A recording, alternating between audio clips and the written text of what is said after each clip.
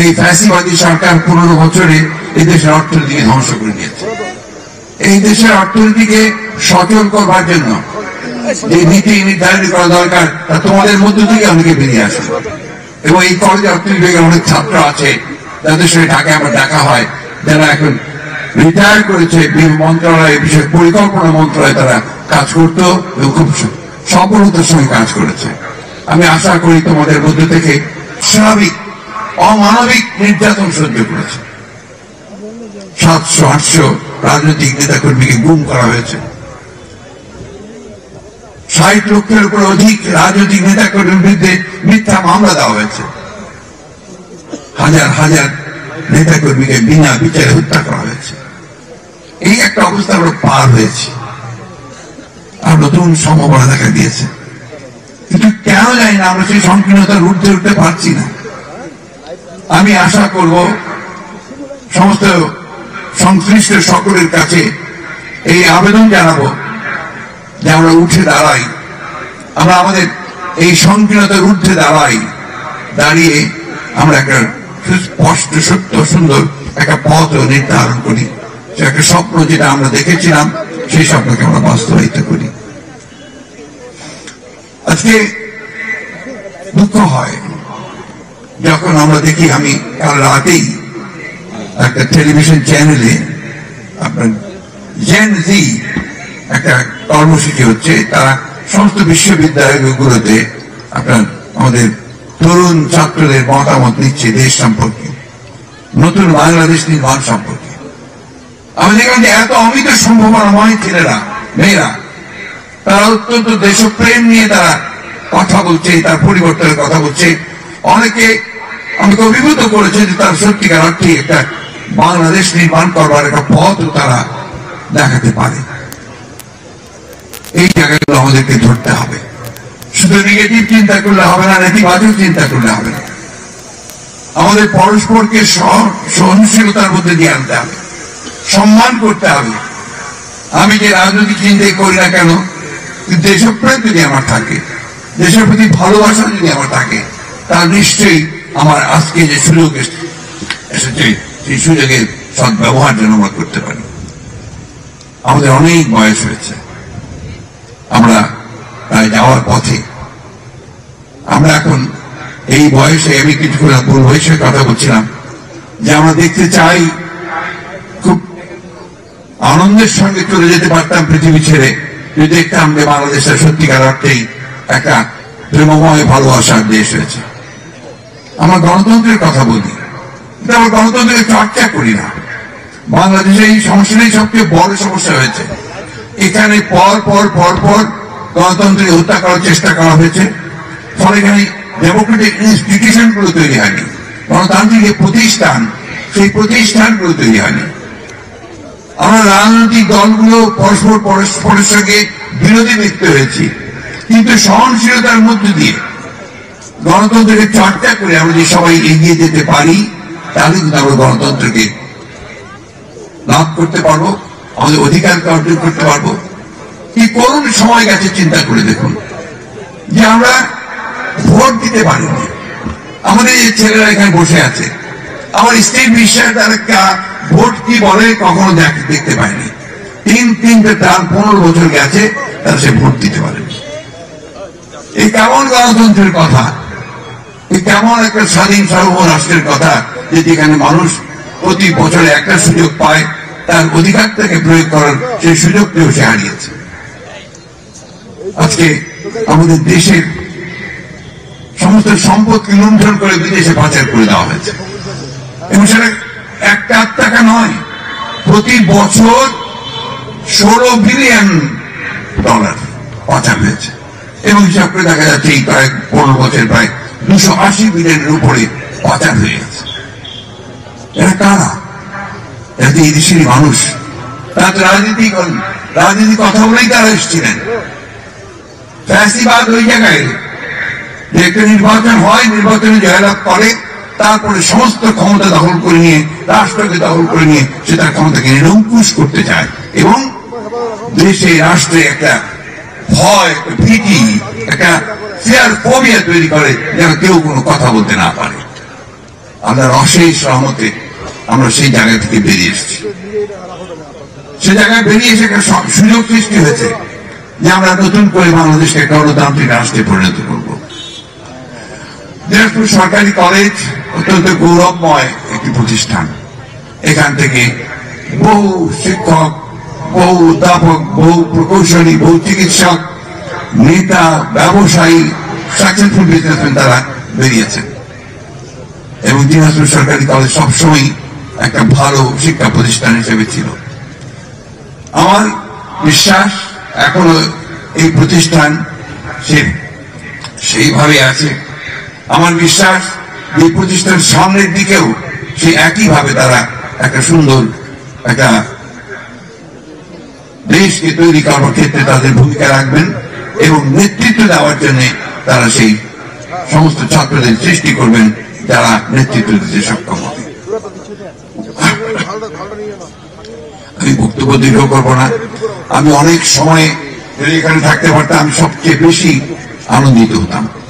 দুর্ভাগ্য আমাদের, আমরা যারা রাজনীতি করি আমাদের সময়টা খুব সীমিত হয়ে যায় এবং আমরা সবসময় সেটা পারি না। আমি খুব ভালো লাগছে, আমার আনন্দিত হচ্ছি। আমি জানি না আমার সরাসরি ছাত্রছাত্রীকে ওখানে উপস্থিত আছে কিনা, মনে হয় না, কারণ অনেক আগের ব্যাপার তো। ওই আমার ছাত্ররা কিছু আছে সামনে রাজনীতি করছে, যারা এমপি হয়েছে, দুঃখিত, মেয়র হয়েছে, এটা অনেকেই এখন সামনে আছেন। আমি সকলের সুস্বাস্থ্য দীর্ঘায়ু কামনা করছি। বিশেষ করে ধন্যবাদ জানাতে চাই আমাদের এই যে প্রফেসর ইদ্রিস মিয়া। আমি অভিভূত তার সাংগঠনিক দক্ষতা, তার ঐকান্তিকতা এবং তার সবকিছু হাসি মুখে হাসিল করা, অর্থাৎ উনি ওই মধ্যে দিয়ে কাজ করে সবকিছু করেন। আমাকে উনি শেষ পর্যন্ত নিয়ে এসেছেন এখানে, এটা কয়েকবার চেষ্টা করে। অনেক অনেক ধন্যবাদ আপনাকে, অনেক ধন্যবাদ। আমাকে একটা বিরল সুযোগ করে দিয়েছেন আপনি। আমি দিনাজপুরে খুব কম আসতাম, এটা আমার ছাত্রদের অভিযোগ আছে যে দিনাজপুরে আপনি আসেন না। বিভিন্ন কারণে আমি দিনাজপুরে একটু কম আসতাম, বিশেষ রাজনৈতিক ভাবে খুব কমই আসতাম এখানে। এসছি যখন আমাদের ন্যাশনাল প্রোগ্রাম থেকে দিনাজপুরে কোনো বড় সভা হয়েছে তখন আমি এসছি, কিন্তু আমার কলেজে আসার সুযোগ হয়নি। ধন্যবাদ আপনাকে, অনেক অসংখ্য ধন্যবাদ। আমি অর্থনীতি বিভাগের বর্তমান শিক্ষক যারা আছেন, অধ্যাপক যারা আছেন, তাদেরকে আন্তরিকভাবে ধন্যবাদ, কৃতজ্ঞতা জানাই। অর্থনীতি বিভাগের ছাত্রছাত্রীদেরকে আমি ধন্যবাদ জানাই যারা এখন পড়াশোনা করছে। তোমাদের সামনে অনেক বড় দায়িত্ব আছে। বাংলাদেশের অর্থনীতি কিন্তু এখন খুব সংকটের সামনে, বিপর্যয়ের সামনে। এই ফ্যাসিবাদী সরকার 15 বছরে এই দেশের অর্থনীতিকে ধ্বংস করে দিয়েছে। এই দেশের অর্থনীতিকে সচল করবার জন্য যে নীতি নির্ধারণ করা দরকার তা তোমাদের মধ্য থেকে অনেকে বেরিয়ে আসে। এবং এই কলেজে অর্থনীতি বিভাগের অনেক ছাত্র আছে যাদের সঙ্গে ঢাকায় আমার দেখা হয়, যারা এখন রিটায়ার করেছে। মন্ত্রণালয়, বিশেষ পরিকল্পনা মন্ত্রণালয়ে তারা কাজ করত এবং খুব সফলতার সঙ্গে কাজ করেছে। আমি আশা করি তোমাদের মধ্য থেকে সেই ধরনের পলিসি মেকার তৈরি হবে, অর্থনীতিবিদ তৈরি হবে, যারা বাংলাদেশের অর্থনীতিকে সঠিক খাতে নিয়ে যাওয়ার জন্য কাজ করতে সক্ষম হবে, এটা আমার প্রত্যাশা। আমাদের এই কলেজের চতুর্থ শ্রেণীর কর্মচারী বৃন্দ, ভাইয়েরা, বোনেরা, অনেকে হয়তো আমাদের সময় যারা ছিলেন তারা কেউ নেই। আমি দু একজনের চেহারা এখানে দেখতে পেয়েছি যারা আমাদের সময় ছিলেন।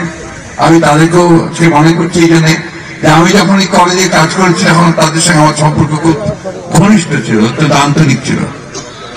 আমি স্মরণ করি আমাদের সেই আফজাল স্যারকে, যার সঙ্গে আমি কাজ করার সুযোগ আমার হয়েছিল এই কলেজে। আমি স্মরণ করি বশির সাহেবকে, যিনি আমার হেড অফ দি ডিপার্টমেন্ট ছিলেন সেই সময়। আমি যখন এই কলেজের অধ্যাপনা করছি সেই সময় কিন্তু অর্থনীতির যে অনার্স ডিপার্টমেন্টে খোলা হয়, আমার সুযোগ হয়েছিল সেই অনার্স ক্লাসে শিক্ষকতা করার জন্য। একটু ভয় পেয়ে গিয়েছিলাম এই জন্যে যে আমরা যাদের কাছে অনার্স পড়েছি ঢাকা বিশ্ববিদ্যালয়ে, আমি সেখানে আমার ছাত্রদেরকে অনার্স পড়াবো, আমার মনে হচ্ছিল আমি বলে ঠিক যোগ্য নই। কারণ এই শিক্ষকতাটা এটা এমন একটা পেশা যে সেখানে আপনি যে দায়িত্ব নিয়েছেন সে দায়িত্ব কিন্তু আপনার একটা বিশাল দায়িত্ব।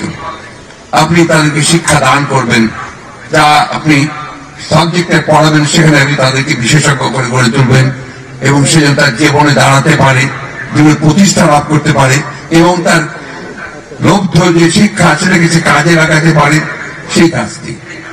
যাই হোক, আমি যখন আপনার কলেজ থেকে চলে গেছি, আমার সেই ছাত্রছাত্রীরা পরে আমার সঙ্গে অনেকবার দেখা হয়েছে। আমার সঙ্গে ছাত্রছাত্রীদের সম্পর্কটা অত্যন্ত ঘনিষ্ঠ ছিল। আমি এখনো তাদের কথা মনে করি, তারাও আমার কথা মনে করে অনেক সময়। আমি এই কলেজের সর্বাঙ্গীন উন্নতি কামনা করছি। আমি এই কলেজের শিক্ষার্থী যারা আছেন তাদের আমি আশা করবো, আল্লাহর কাছে দোয়া করি যে আল্লাহ তাদেরকে যেন অন্তত জীবনে প্রতিষ্ঠিত করেন এবং দেশকে কিছু দেওয়ার জন্য তারা যেন এগিয়ে যায়।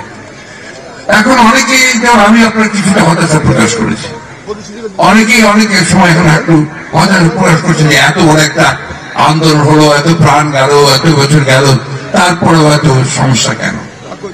সমস্যা তো থাকবেই, সমস্যাকে নিয়ে আমাদেরকে এগোতে হবে। আমি সেই জন্যই শেষ করব রবি ঠাকুরের একটা কবিতার শেষ অংশ দিয়ে, যেটা আমার সবসময় মনে হয় যে কখনো যেন হাল ছেড়ে না দিই আমরা।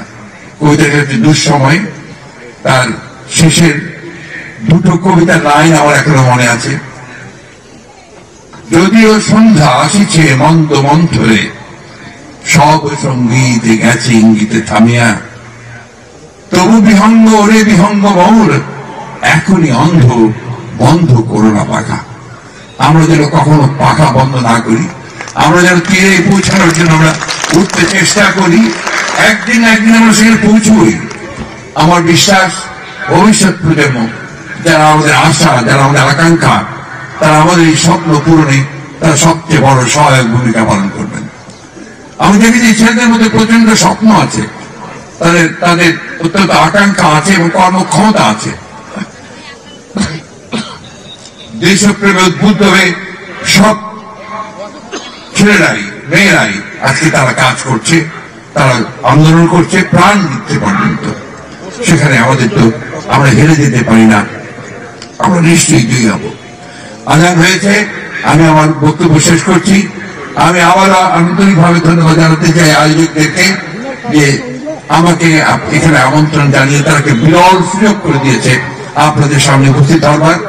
আমার বহুদিনের যে একটা আকাঙ্ক্ষা এই কলেজে একবার আসার, সেটা পূরণ করবার জন্য আপনাদেরকে আবারও আন্তরিকভাবে ধন্যবাদ, কৃতজ্ঞতা এবং আমাদের সামনে উপবিষ্ট অতিথিবৃন্দকে ধন্যবাদ। ছাত্র ছাত্রী যারা আমার ছিলেন, সাবেক ছিলেন, এখন আছেন, সবাইকে শুভেচ্ছা এবং আশা করছি সবাই আপনারা